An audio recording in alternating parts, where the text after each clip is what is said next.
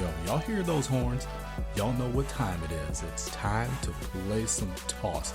Welcome to the Tristain on Sports Show, everybody. It's your main man, T-Squared. Tristain Thomas here with you for another edition of truthful, opinionated, passionate sports talk straight from the kitchen because we're cooking up that heat. Thank you for joining us. So glad you could be here. Glad to be with you.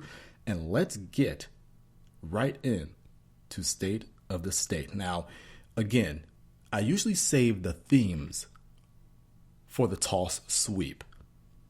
And we got a very good one coming up later in the toss sweep. But I also have a theme for the State of the State. I'm calling it a tale of two games. Tale of two games. Let's start the first tale, as we use the T-Squared Express, as I like to call it, to travel down to Milwaukee, Wisconsin, and talk a little bit of Bucks basketball. Here's the first game I'm going to talk about. I'm going to talk about Saturday's awful loss to the Indianapolis Pacers, or Indiana Pacers, whatever way you want to call it. Either way, they're in Indiana and they're the Pacers, and they absolutely throttled the Bucks on Saturday. It was a very tough watch, to say the least. And that's being nice. You know, we're in the Thanksgiving season, whether you celebrate it or whether you don't. But we're in that, that season where you just try to be a little bit more welcoming. You just try to be more aware, be more joyous, and whatever superlative you want to put next to it. So I'll try to be nice when I describe this game.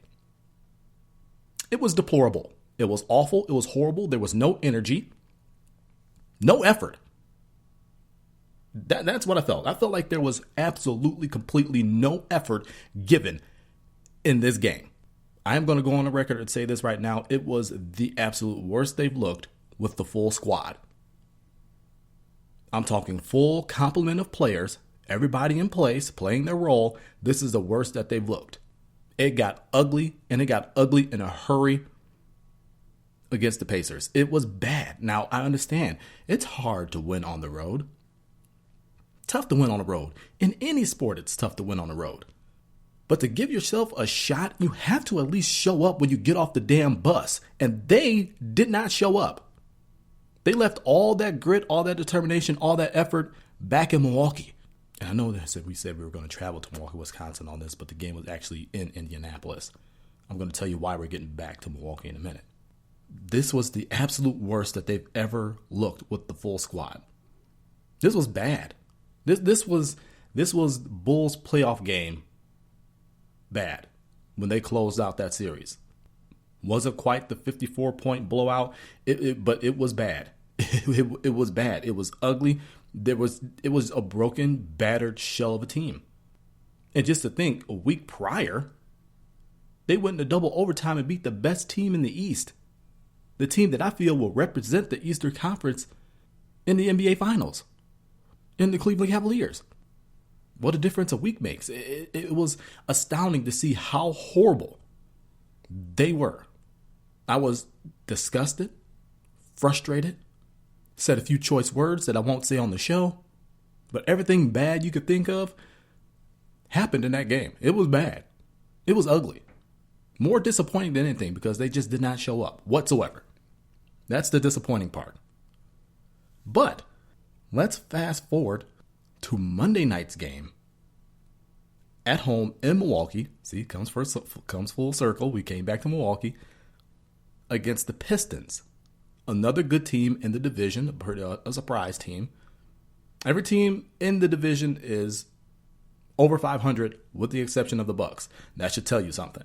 This is a way tougher division. But let's get to the Pistons. As ugly as they looked in Saturday's loss to the Pacers on the road, other than the Cavs game, this is the best they've looked all year. Yes, I'm saying this is the best they've looked all year. I'm on the record of saying that. You heard it here first on Toss. If you were looking at my Twitter at the 20 double on Monday, you would have seen that I said pretty much the same exact thing. Hey, even the Bucks liked my tweet. And big shout out to the Milwaukee Bucks. Love you guys. Thanks for the like. This was the best they looked. I said this is Bucks basketball right here. Everyone was in their role, and they played their role to perfection. It was a complete team effort. Complete team effort. From the offense to sharing the basketball to being smart with the basketball. I believe there was only 12 turnovers by this team. Shot selection was fantastic. Points in the paint they had 58 points in the paint, which means they were taking smart shots. They weren't living and dying by the jump shot, which is not something this team can afford. They are not a jump shooting team. They do not have the firepower to do that. So you have to be able to hit an open shot, but your bread and butter is going to be inside and out. And they played that game to perfection. 58 points in the paint. Overall field goal percentage, they shot 51% overall for the entire game. And this is what I mean by inside out. They had 58 points in the paint, but they shot 69% from three. This is the formula offensively, what you want. You want to be able to share the basketball, get a high percentage shot, play inside, outside basketball. This is what you're going to do. Greg Monroe had 20 and 13. Double-double machine. He's a guy that you need to get involved early and often. Even if he doesn't take the shot, the threat of him in that post, being able to do work, is what motors this team. Inside out, share the basketball, take a high percentage shot, be able to make an open shot, because when you play that inside out game, Monroe's going to start getting double teamed. He's already been getting double teamed. He's doing work down there. When the defense collapses, because you have good drivers in Michael Carter-Williams, Giannis, you have some good drivers on this team. The defense is going to collapse, which is going to leave guys open on the outside. You have to be able to hit an open shot. Doesn't mean it has to be a three, although that has cost you games. The inability to hit a three-point shot has cost this team games. I said it would as much before the season even began. But in the game against the Pistons, you saw the offensive formula work to perfection. Inside out, share the basketball. Hit an open shot. This is what you want. This is what you want. And it worked to absolute perfection. I'm proud of the way they played offensively. Again, shot 51.8% overall from the field, 69% from three, 58 points in the paint. Only 12 turnovers. That's being smart with the basketball. That's playing smart offense, playing to your strengths. Defensively, if you listen to Toss, which I thank you if you do, but if you listen to Toss, for weeks I've been saying, this team needs to make it ugly defensively. That is what they do. They make things ugly defensively. Make it ugly. So what I mean by that is the other guys have got to shoot a horrible percentage. Your defense is a strength on this team. You're long, you're athletic. You can get after every single position defensively. And you have not been doing as much consistently. But against the Pistons, they did it more than consistently. They held Detroit to 34.1% field goal percentage. Let me hit you with that again. 34.1% from the field is what the Pistons shot in that game against the Bucks. That's making it ugly, folks. That's what you want. That's exactly what you want. That's what I mean by making it ugly. That's what I mean by making it ugly. Getting down, getting after it defensively, and making it difficult for teams to do anything against you. That is what you want. You want to make it ugly defensively?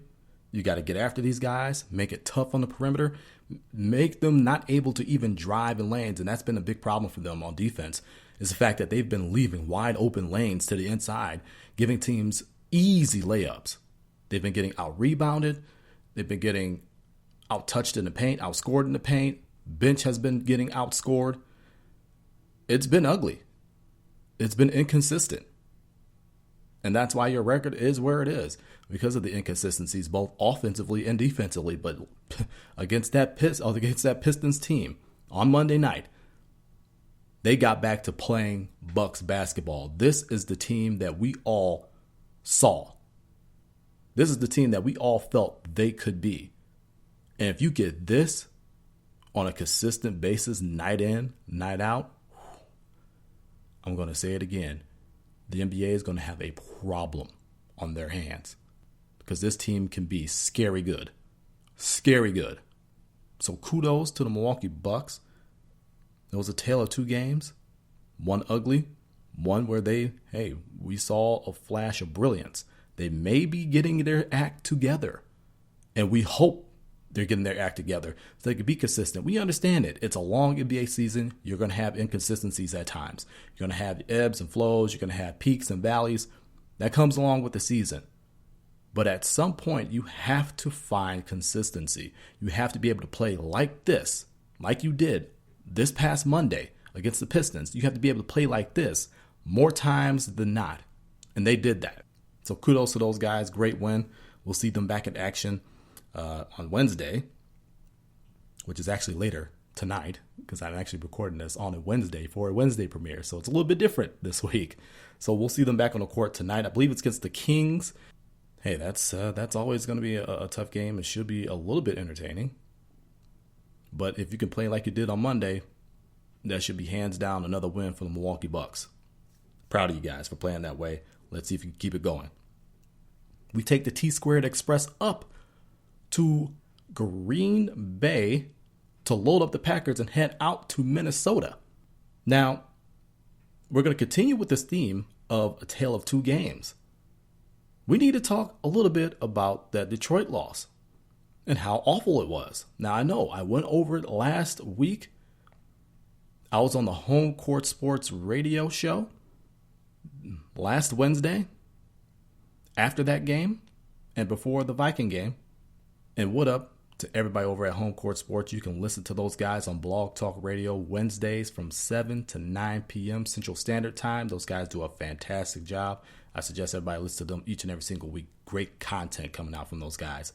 But they let me on to their show, and we spoke a little bit about our feelings about the Packers and whether or not this was a must-win game against Minnesota. And I said as much that I saw them losing. But before we get to the Minnesota game, let me get back to the Detroit game. We talked about that game. We talked about everything that we saw in that game. And I spoke about how awful of a loss it was, how ugly that offensive line was playing, how inaccurate Aaron Rodgers has been this season, how the receivers haven't been able to get any kind of separation, how the play calling has been suspect to the point where they can't call plays to get these guys any separation, how the offensive line wasn't opening up any running holes for any running back, whether it be James Starks or Eddie Lacy. Doesn't matter who starts. We spoke about all of that. And then they asked me, do I see Green Bay winning this game? And I said, given everything I've seen, they have to show me that this offensive line can open up holes for the running game and that they can protect Aaron Rodgers to where he's not constantly having pressure in his face, having to roll out and be inaccurate. And the play calling has to be better. These receivers have to be better. They have to gain separation. Because I had not seen that in 7 weeks. 7. I said that they would lose that game 20-17 against the Vikings because the Vikings defense is legit. Second year in the Mike Zimmer system. Mike Zimmer's defenses always tend to give Mike McCarthy's offense fits. He is just a great defensive-minded coach. His guys go and they play hard for him. And when they get acclimated to that system, they're tough defensively. Very tough. So for all those reasons, I said they would lose that game. For all the reasons that we spoke about last week about the offense being stuck and that loss to the Lions, I said they would have to show that to me. But until they do, I can't say they're going to win on Sunday. Now, Eugene said he feels that they could go in and they could score 30 and win. Spot on, my friend, because the Packers won 30-13 against the Minnesota Vikings in Minnesota. Now, we're talking a tale of two games, but really, offensively, that was a tale of two halves. That offense was really pretty much still stuck in that first half. Part of it due to their struggles of the past 7 weeks. The other part of it due to the fact that that's a good Viking defense. Their defense is good. Whether people want to admit it or not, they have a very good defensive ball club. But towards the end of that half, of the first half, you began to see it. They started taking the shots down the field. Jeff Janis garners a pass interference call. And they're able to go down. They're able to score right before the half. make it a 16-6 ball game. They come back in the second half, and now James Jones has gotten warmed up. 6 catches, 109 yards, and a touchdown. The Hood, because he had that hoodie underneath there. So I'm calling him the Hood. He got warmed up. Welcome back. We haven't seen him in a few weeks. Yeah, he's been playing, but we haven't seen him. Randall Cobb got a touchdown catch. Welcome back. You haven't done that for a little bit. But the one man that we really haven't seen, literally last week, and who's been a shell of himself all year, because I still think that ankle injury is worse off than what they're saying, or whatever reasons, whether it be mental, otherwise, a guy we have not been seeing who showed up big time and ran like the guy we all know and love, Eddie Lacy. 22 carries, 100 yards on the dot, his first 100-yard game all season. I was proud of the way he ran. He became that bowling ball full of butcher knives that you do not want to tackle.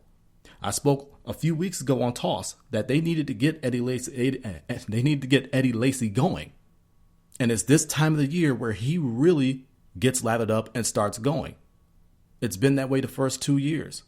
When Rodgers was out, who did they ride to even get a shot at winning the division in the final game of the season when Aaron Rodgers came back from injury? It was Eddie Lacy.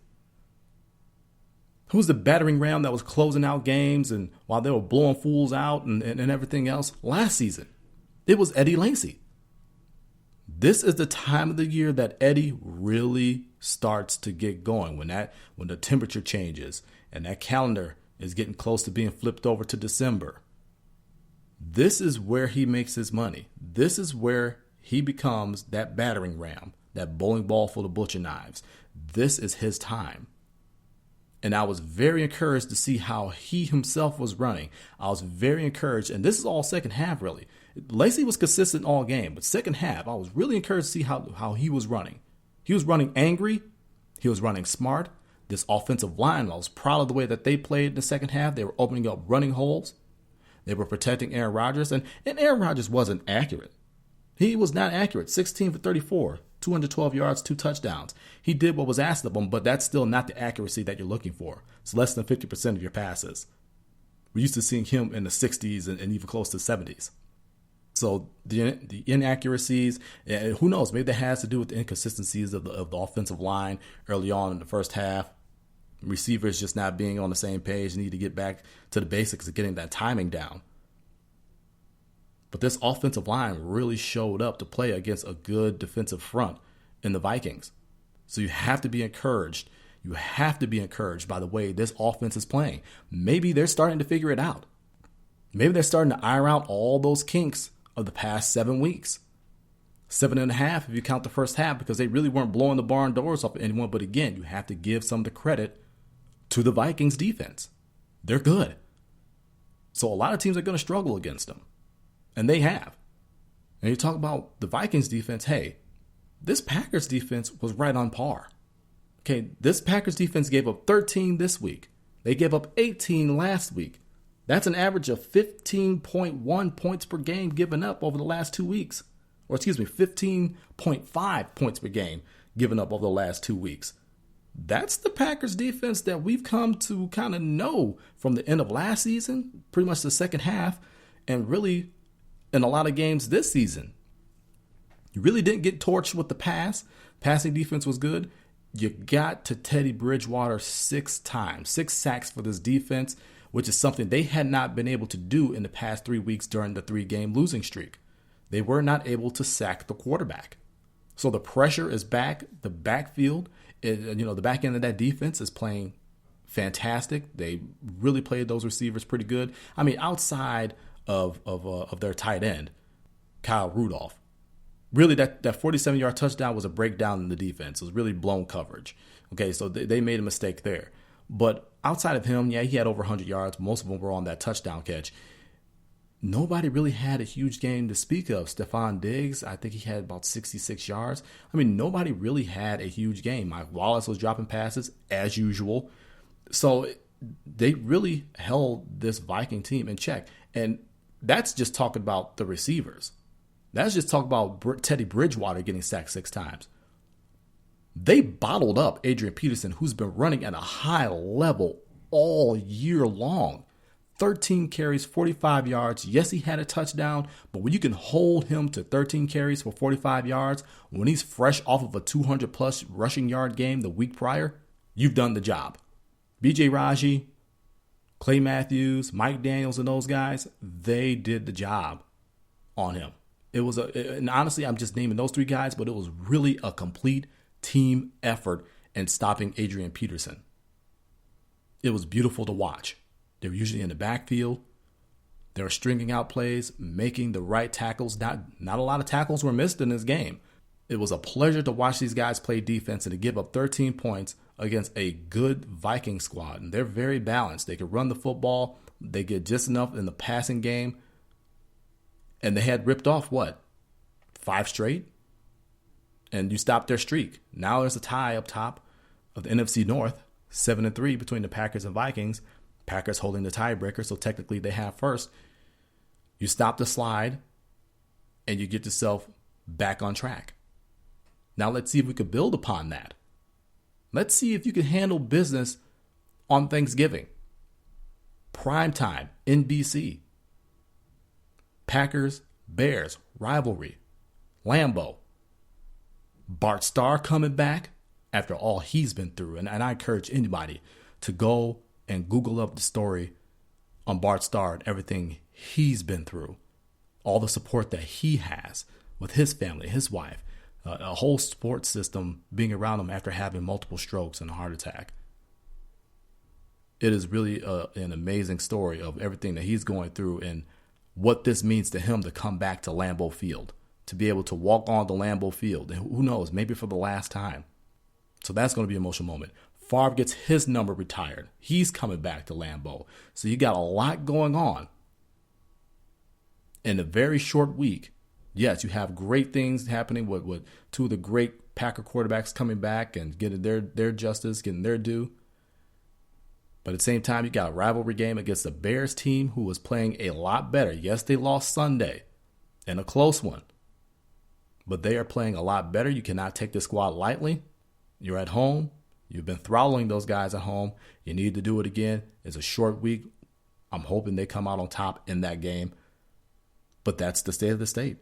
You have a tale of 2 games with each squad. Bucks, Packers. Bucks looked horrible in Indianapolis against the Pacers Saturday night. Well, they definitely washed the taste out of their mouths with that win against the Pistons Monday night, and they looked like the Bucks squad we all thought they would be. The Green Bay Packers have looked awful offensively for 7 weeks, looked awful completely as a team for the past 3 in their 3-game losing streak. But in a rivalry game on the road against the Vikings with top spot in the NFC North on the line, and quite possibly a road to a number 2 seed because nobody else is getting a number 1 seed. Carolina's 10-0. Nobody's beating them. You stop your slide. You beat the Vikings. You're 7-3.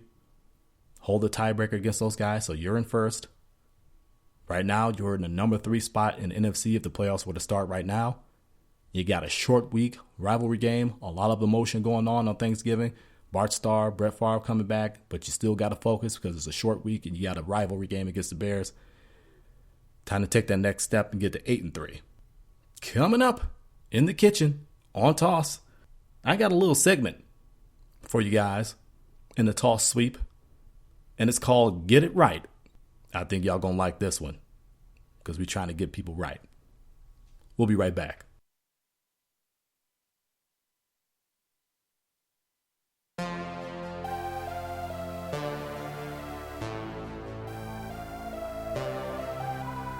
We are on Facebook. Go ahead and like the Tristain on Sports Show page on Facebook. That's facebook.com/T on Sports Show. That's TON Sports Show. We cover a lot of things that we don't touch on during the show. A lot of different comments on a lot of different stories on a lot of different subjects. So again, facebook.com/T on Sports Show. That's TON Sports Show. Welcome back to Toss, everybody. T-Square, Tristan Thomas here with you. And it's time for us to run the Toss Sweep. Now, before we hit the break, I said that I had a little bit of a segment for you guys involving the Toss Sweep, and it's called Get It Right. Let me tell you how this is going to work. We've got some scenarios. that we're going to run through that happened in the sports world and that happens in life. And I'm going to tell you why I think these guys need to sit down, rethink it, and get it right. Let's start in Madison, Wisconsin. This past Saturday, the Badgers played Northwestern in a Big Ten battle. This game quite possibly was going to be for a New Year's Day bowl game. Both teams are still firmly entrenched in the top 25 of the college football playoff rankings, not the AP poll, not the coaches poll. This is the college football playoff rankings.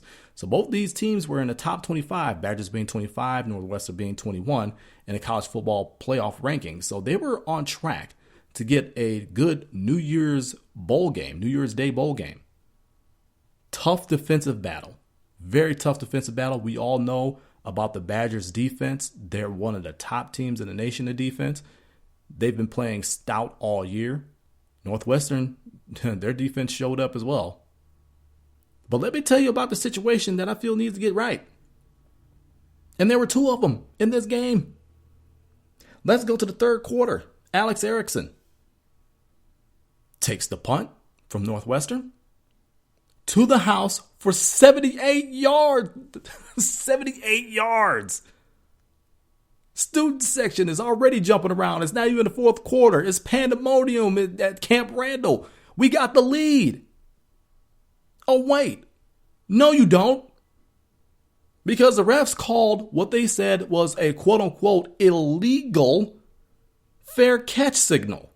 Alex Erickson was waving his hands from side to side in a motion to tell his teammates to stay away from the football. He picks it up, goes 78 yards, but they say, hey, that signal was not telling your teammates to stay away from the football. That signal was you saying fair catch. I don't want anything to do with this punt return. I don't want to pick up this ball. I'm just going to let the other team down it when it stops rolling.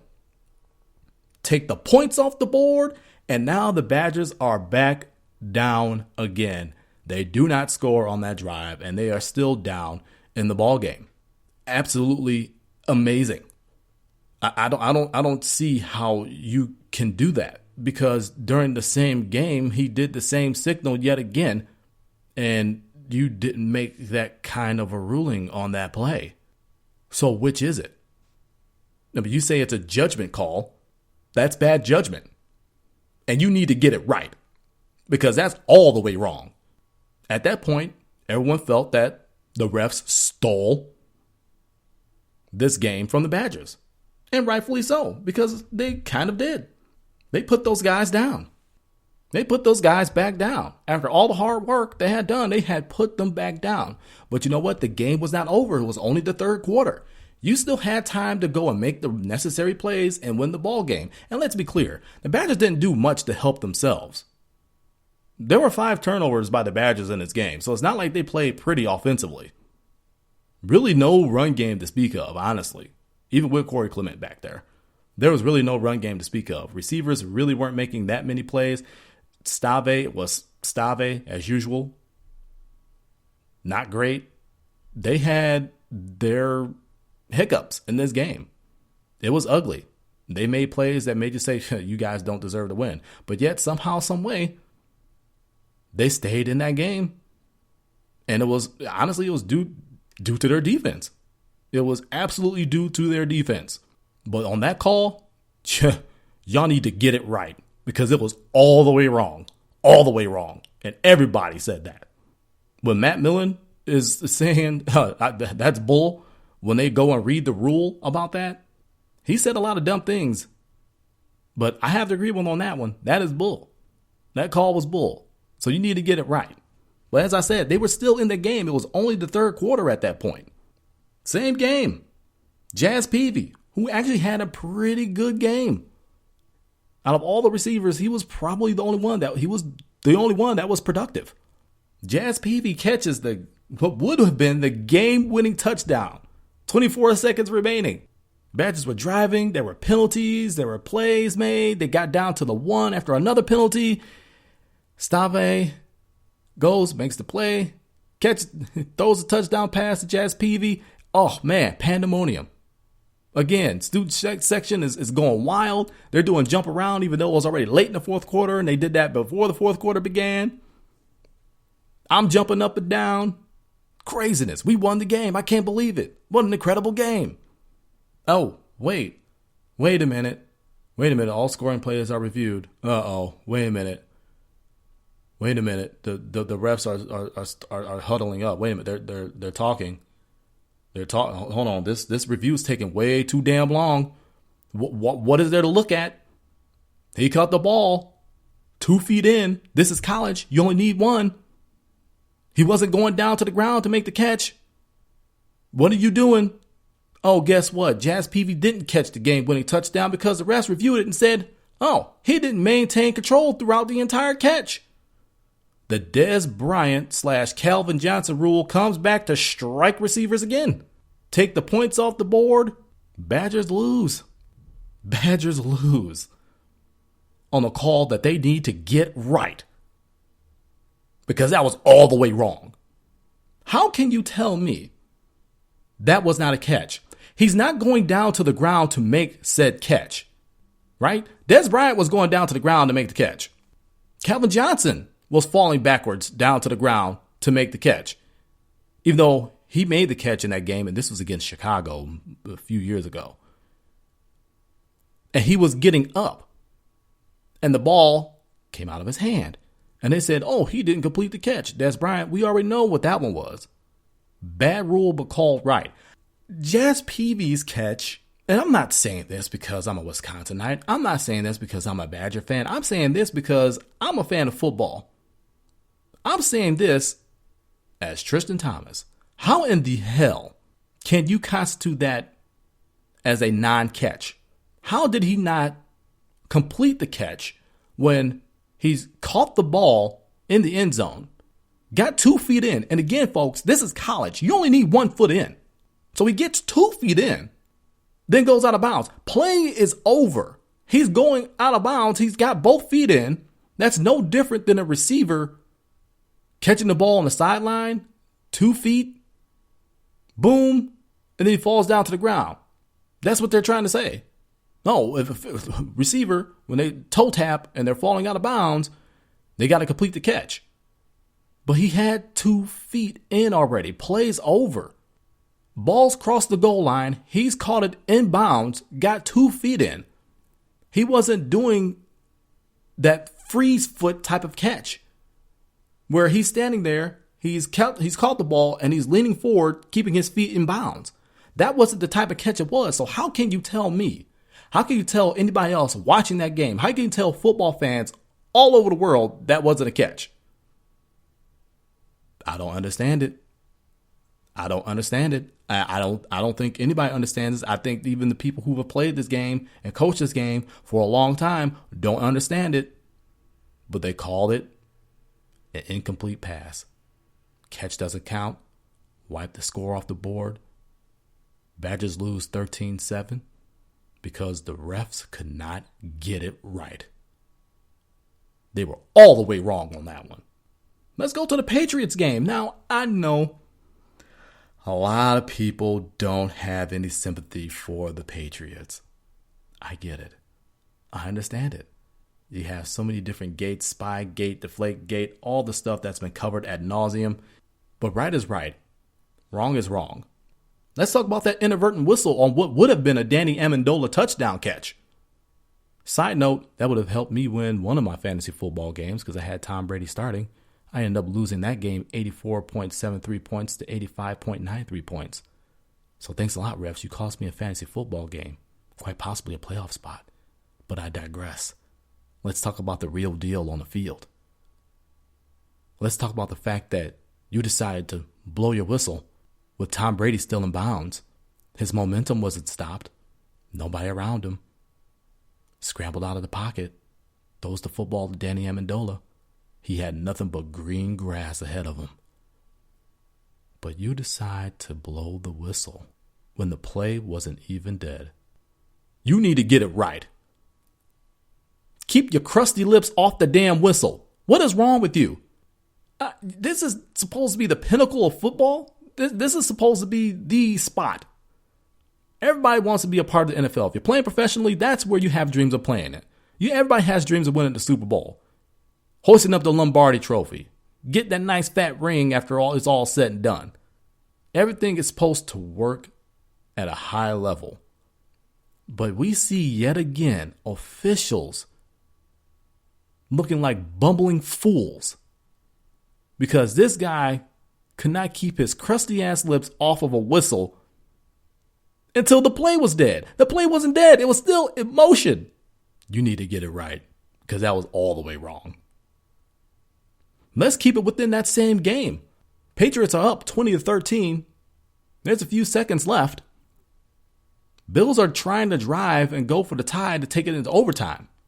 Let's talk about how Tyrod Taylor throws the football to Sammy Watkins. Sammy Watkins, with about 2 seconds left, gets out of bounds. But they say, no, he gave himself up as a runner inbounds and the game is over. Now, a lot of people are going to say, well, Tyrod was hurt. There's how often is a Hail Mary converted? Doesn't matter. They still had EJ Manuel who can get the ball down the field. You still had 2 seconds. There still should have been time on that clock. And you still have to give them their shot. You have to do what's right. And that was wrong. He did not give himself up in bounds. I don't understand how a guy catches the ball, was not touched. He crossed out of bounds, right? He did not give himself up. He did not slide head first. He did not slide feet first, because that's how you give yourself up. He didn't go down on one knee and curl up to where they say, hey, he gave himself up as a runner. He didn't do any of that. He made the catch. He was falling backwards and he goes out of bounds with 2 seconds left on the clock. How is he giving himself up as a runner? Y'all need to get it right, NFL. Y'all need to get it right because that was all the way wrong. I don't understand how we have had constant examples of horrible officiating at every single level. It just seems like this year there have been more horrible calls than any other year I can think of. Now, I get it. We're human. Those guys are human. Those women who are also officials are human in different sports. We are going to make mistakes. We're going to sometimes miss things.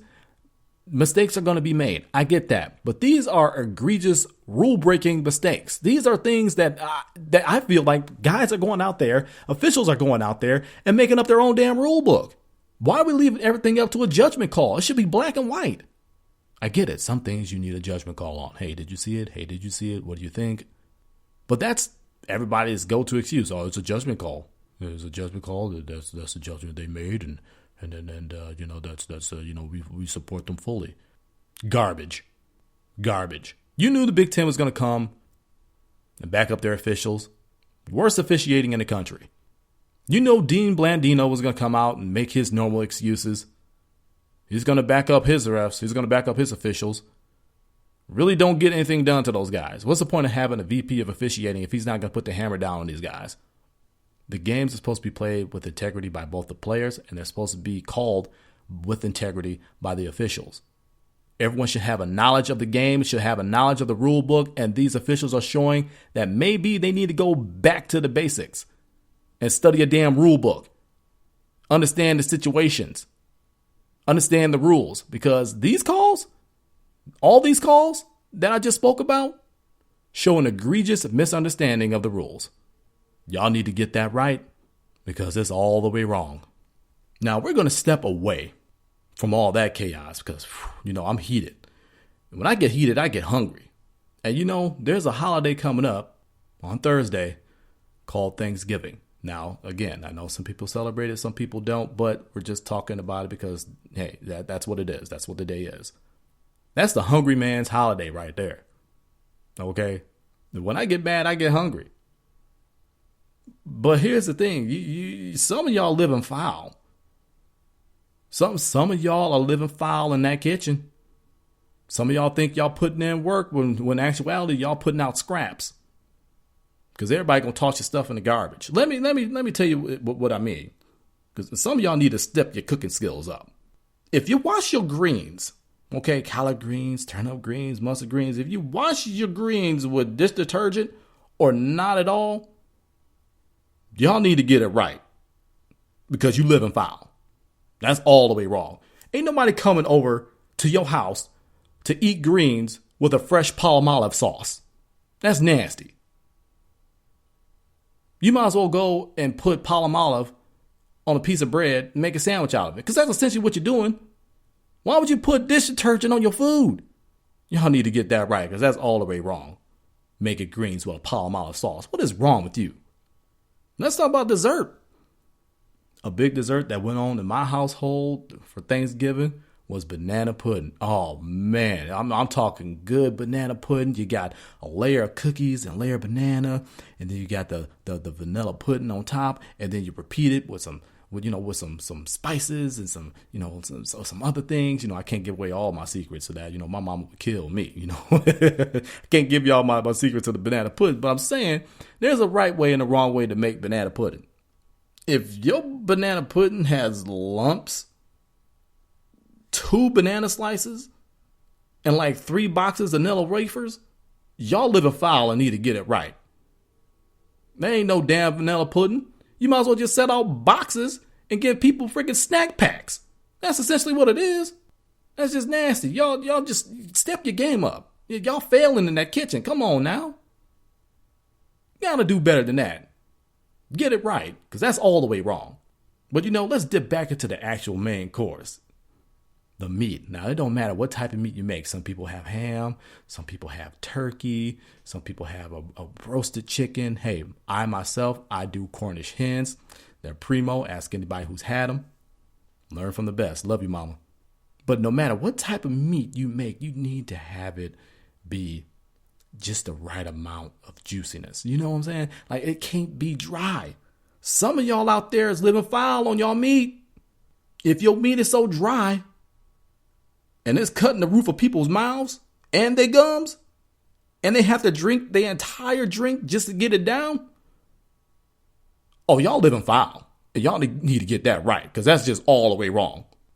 Y'all sit up here trying to kill people with the meat. It getting stuck all in people's throat. They can't get no type of liquid through to push it down.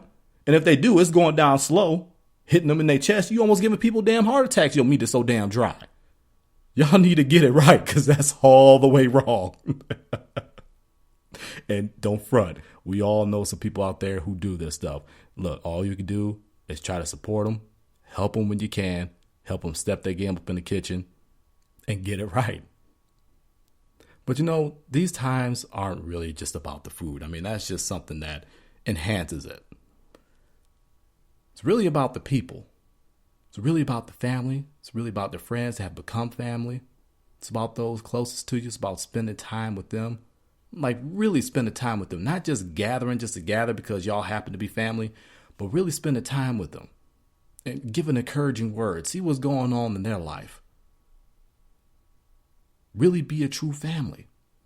And that's what these times are about. And as I said before, I know there are a lot of people out there who don't celebrate this holiday, who don't celebrate Christmas, and they have their own things going on with their own religion and things like that. And I understand that. But the thing is, hey, the law gives most of these people a day off on that day. Some even get lucky enough to have the day after that off. It's so hard these days to get everybody together. We all have our things going on, whether it be school, whether it be work, whether it be outside projects, whether it be chasing your dreams. It's hard to get everyone together all at once. But when you know that people have time off, they have the ability to travel, and you have the ability to call everyone and get everybody together and have their dinner, why wouldn't you take that chance? It doesn't mean that you're celebrating the holiday. All it means is that, hey, I miss you, I love you, I will love to see you and break bread with you. And that's what I take it as. I know people have days off on these days. I understand that. And I just want to make the best of it, especially with all of our busy schedules. We don't see and talk to each other, our families, as much as we like, because we have our own lives going on. So why not take advantage of time that you know that everyone has available and get closer with your family, give an encouraging word, Show them how much you appreciate them and love them, and really find out what's going on in their lives and really spend that quality time together. Breaking bread is just a part of it, but it's really that time you spend together as a family, learning, growing, laughing, being together, spending that real quality time together that matters most around this time of the year. So I encourage all of you, get your family together. Don't have to do dinner, but just get your family together and really spend that quality time with them, because we don't know how much time we have with each other. So any opportunity that you have to get everyone all together, I suggest you do it. And that's from me. This is Toss.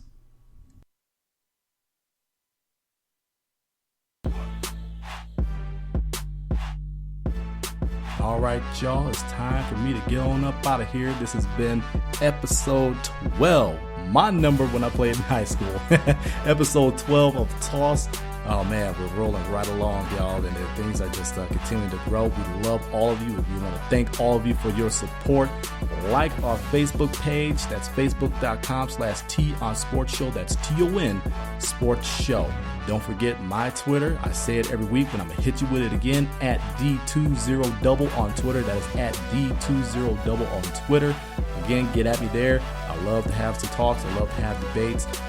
But like I said, keep it in line. I done had to block some fools for getting out of line, but you know what? Mostly everybody on there is very respectful, and I love their opinions, and I love the banter back and forth. So again, at D20double on Twitter. We're also on iTunes. We're on Stitcher. We're on Libsyn. That's Toss Show. That's TOSSSHOW.LIBSYN.com. Make sure you subscribe so you do not miss a minute of Toss when these new episodes drop each and every single Wednesday for you. But as I said before, it's time for me to get on up out of here. I want to thank y'all for joining me. If you celebrate Thanksgiving, have a happy Thanksgiving. If you don't, hey, like I said, get that family together. Have a great time together anyway. This is T-Squared, Tristain Thomas, reminding all of you that dreams don't catch themselves. Get up, get out, and get after it. Until next week, so long from Toss.